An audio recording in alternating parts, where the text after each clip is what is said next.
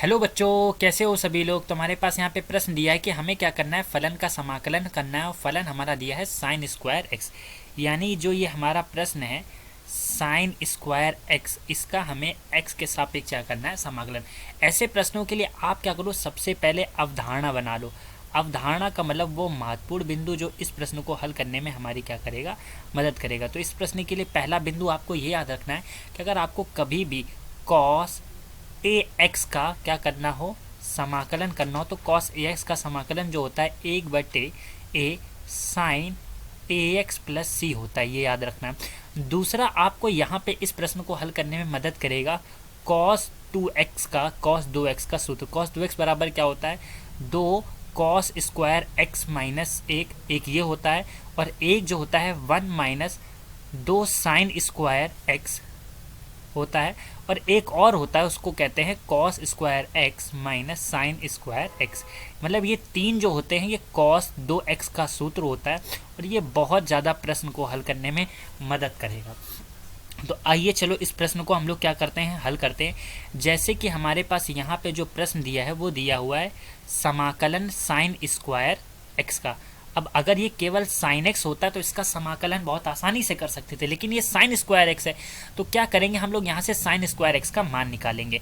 तो किससे निकालेंगे, हम लोग निकालेंगे कॉस 2x का एक जो सूत्र हम लोगों ने यहाँ पे लिख रखा है, क्या 1 माइनस 2 साइन स्क्वायर एक्स, यही तो लिख रखा है। अगर यहाँ से 2 साइन स्क्वायर एक्स का मान निकाले तो यहाँ पे 1 माइनस कॉस 2x हो जाएगा, और साइन स्क्वायर एक्स का मान निकाले तो क्या हो जाएगा 1/2 1 माइनस कॉस 2x हो जाएगा, यही तो हो जाएगा। अब क्या करेंगे, इसको उठा करके यहाँ पे इसकी जगह पे रख देते हैं। तो यहाँ पे 1/2 आ गया, और ये आपका 1 माइनस कॉस 2x, और इसी का हमें x के सापेक्ष क्या करना है, यहाँ पे समाकलन करना है। 1/2 को हमने बाहर कर लिया। अब क्या करेंगे, समाकलन एक बार हम लोग 1 का कर देते हैं x के सापेक्ष, और फिर एक समाकलन कर देते हैं cos 2x का x के सापेक्ष। ठीक है।